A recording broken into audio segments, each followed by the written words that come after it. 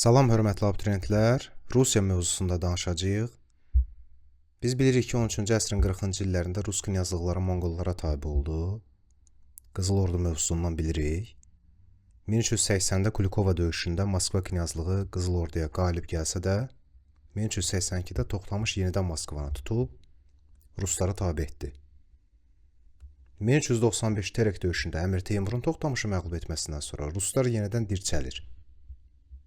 1480 Uqra görüşündən sonra isə bildiyiniz kimi Rus knyazlıqlarının Qızıl Ordunun asılılığına tamamilə son qoyulur. Rus knyazlıqlarının Qızıl Ordunun asılılığına son qoyulur və 16-cı əsrin əvvəllərində Rus knyazlıqlarının Moskva knyazlığının ətrafında vahid dövlətdə birləşdirilməsi başa çatır.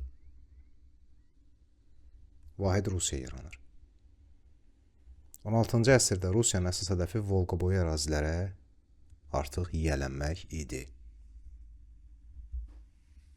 Və İvan Grozunun dövrü 1533-cü ilə knyazlıq taxtına əyləşir. 1547-də çar titulunu qəbul edir, ilk Rus çarı olur. Mərkəzləşmiş idarə sistemi yaradır, dövlət aparatı və idarəetməni təkmilləşdirir. Hərbi sahədə qayda qanun yaradır, ordu quruculuğunda yeniliklər edir. Mərkəzi hakimiyyətə qarşı çıxanlara divan tutur. Boyar, yəni əyan müxalifətini ləğv eləyir.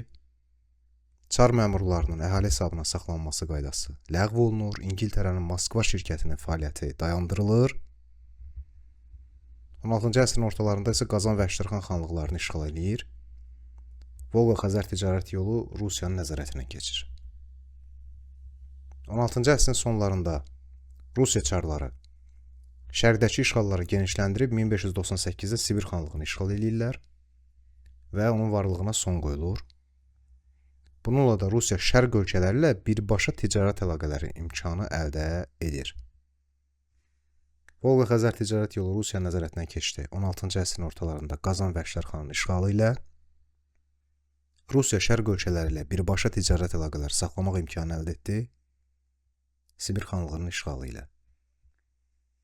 1613-cü ildə Rusiyada Romanovlar sülaləsi hakimiyyətə gəlir. O da 1917-ci ilə qədər onlar hakimiyyətdə olacaqlar.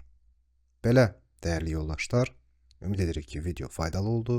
İndi isə vəsaitimizdən mövzunu öyrənək. Hələlik.